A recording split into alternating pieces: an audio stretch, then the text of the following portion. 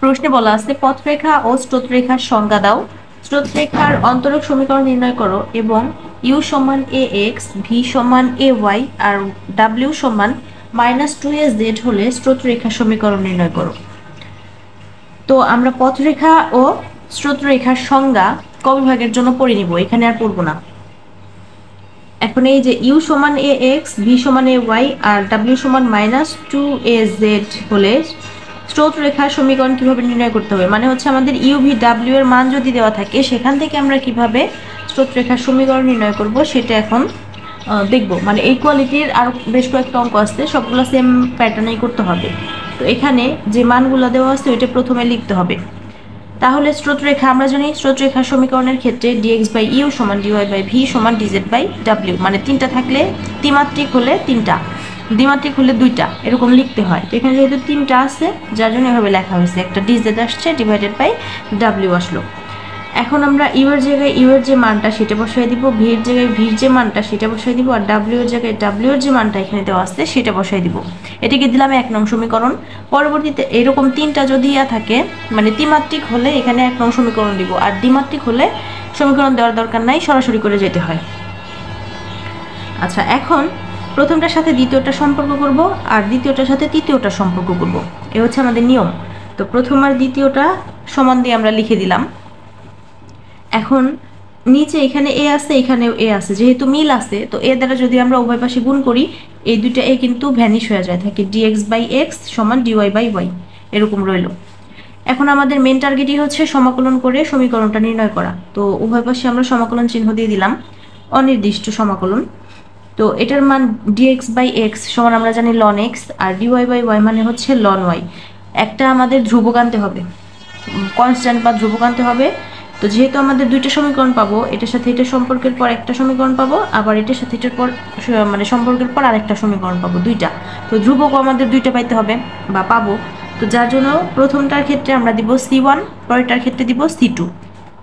এখানে একটা ln c1 আনা হয়েছে কারণ দুইটাই আমাদের ln, তো এটাও আমরা ln নিয়ে আসলাম। এখন ln x সমান তাহলে আমরা লিখতে পারি ln y c1। আমরা জানি লন যোগ আকারে থাকলে গুণ করতে হয়, তো এখানে y আর c1 গুণ করলে হয় y c1। তার মানে আমরা এই দুই পাশে যদি লনটা উঠায় দেই থাকে x সমান y c1। এটা নিশ্চয়ই বোঝা গেছে কিভাবে হলো। তো এটা দিলাম আমরা হচ্ছে 2 নং সমীকরণ। আবার আমরা এখন এই যেটা আর এটা দুইটার মধ্যে সম্পর্ক করব, মানে এটা সমান এটা লিখব।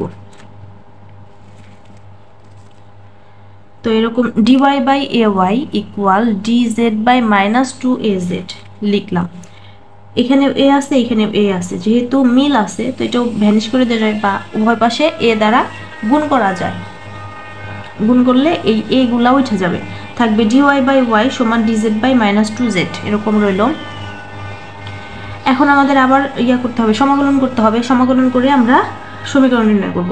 তো উভয় পাশে সমাকলন চিহ্ন দেওয়া হয়েছে, এখানে 1/-2 এরকম আছে না, -হাফ যাকে বলে। তো -হাফটাকে আমরা একদম সামনে নিয়ে আসলাম, থাকলো dz বাই z।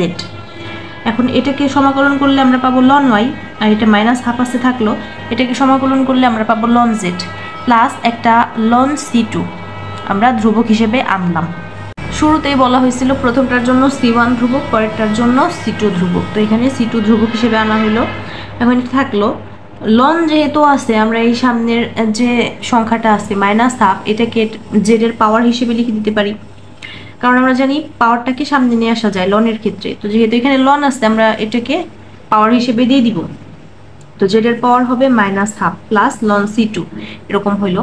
এখন ln y সমান আমরা লিখতে পারি, দুইটাই যেহেতু ln z এর পাওয়ার -হাফ বলতে আমরা লিখতে পারি 1/√z। z এর পাওয়ার -হাফ বললে এখানে এরকম ভাবে লেখা গেল 1/√z। কোনো কিছুর পাওয়ার হাফ থাকলে, যেমন এর পাওয়ার হাফ মানে হচ্ছে √a, তাহলে এর পাওয়ার -হাফ মানে হচ্ছে 1/√a, এটা তো আমরা জানি। তো সেই হিসেবেই এটা লেখা গেল। আর এখানে লনটাকে কমনে হয়েছে, c2টা গুণাকারে চলে আসছে কারণ এখানে যোগ চিহ্ন আছে, এই যে যোগ আছে বলে এরকম গুণ করে দেওয়া হলো। উভয় পাশ থেকে আমরা যদি লনটাকে উঠায় দিই এখন, তাহলে y সমান আমরা লিখতে পারি c2, এই যে অংশটা লন উঠে গেল, y সমান লেখা যায় c2/√z। তো y সমান এটা পাইলাম, এটাকে দিলাম আমরা 3 নং সমীকরণ। এখন এই যে 2 নং আর 3 নং যে সমীকরণ দুইটা, এই 2 ও 3 এর ছেদ দ্বারা স্রোতরেখা সূচিত হয়। আমাদের স্রোতরেখা সমীকরণ নির্ণয় করতে বলছিল। আমরা যে দুটো সমীকরণ পাইছি 2 নং আর 3 নং, এদের ছেদ দ্বারা স্রোতরেখা সূচিত হবে। এটাই হচ্ছে আমাদের অ্যান্সার।